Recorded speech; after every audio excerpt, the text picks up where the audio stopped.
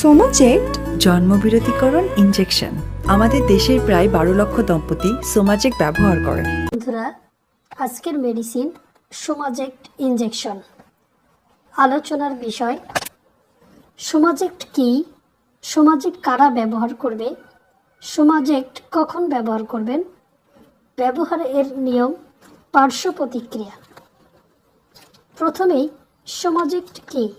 সোমা-জেক্ট জন্ম নিরোধক ইনজেকশন, যার প্রতি মিলিতে রয়েছে মেট্রোক্সিপ্রোজেস্টেরন এসিটেট বিপি 150 মিলিগ্রাম। একটি ডোজে ব্যবহার 3 মাস জন্ম নিরোধক হিসাবে কাজ করে। এসএমসি ফার্মাসিউটিক্যাল এটি বাজারজাত করে থাকেন। সোমা-জেক্ট কারা ব্যবহার করবেন? সোমা-জেক্ট ওই কাপল ব্যবহার করবেন যাদের 1 বা তার অধিক বাচ্চা রয়েছে, কিন্তু তারা জন্ম বিরতিকরণ ব্যবস্থা নিতে চাচ্ছেন। তাদের জন্য সহজ এবং সঠিক ব্যবস্থা হবে সোমা-জেক্ট ইনজেকশন। মনে রাখবেন, নবদম্পতি যারা, তাদের জন্য সোমা-জেক্ট ব্যবহার নির্দেশিত নয়। কেবল যাদের 1টি বা তার অধিক বাচ্চা রয়েছে তাদের জন্য সোমা-জেক্ট নির্দেশিত। সোমা-জেক্ট ব্যবহার বিধি: প্রথমে যারা ইনজেকশন নেবেন তারা মাসিক শুরুর 7 দিনের মধ্যে সোমা-জেক্ট নিতে হবে।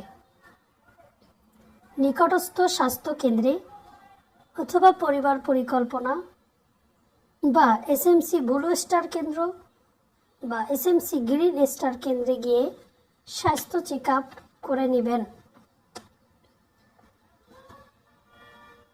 এবার ডান হাত অথবা বাম হাতের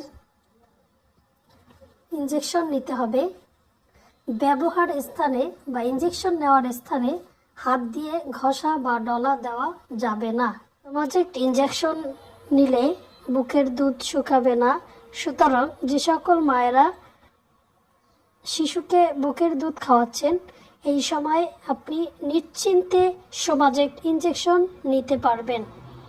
এরপর আপনাকে একটি কার্ড করে দেওয়া হবে, যাতে পরবর্তী 3 মাস যে ডোজটি দেওয়া হবে সেই ডোজের তারিখ দেওয়া থাকবে। এবার আসুন পার্শ্ব প্রতিক্রিয়া সম্পর্কে জানি। সোমা-জেক্ট ইনজেকশনের পার্শ্ব প্রতিক্রিয়া কী? সোমা-জেক্ট ইনজেকশন গ্রহণে ওজন বেড়ে যাওয়া, তলপেট ভারী লাগা, ব্যথা অনুভব করা, মাথা ধরা, মানসিক দুশ্চিন্তা, মাসিক বন্ধ থাকা, ফোঁটা ফোঁটা রক্তস্রাব বা অতিরিক্ত রক্তস্রাব হওয়া,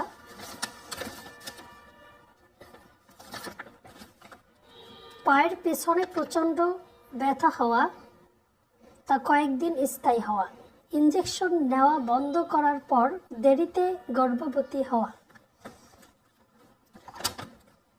এগুলি পার্শ্ব প্রতিক্রিয়া যা কিছু কিছু পেশেন্টের মধ্যে দেখা যেতে পারে।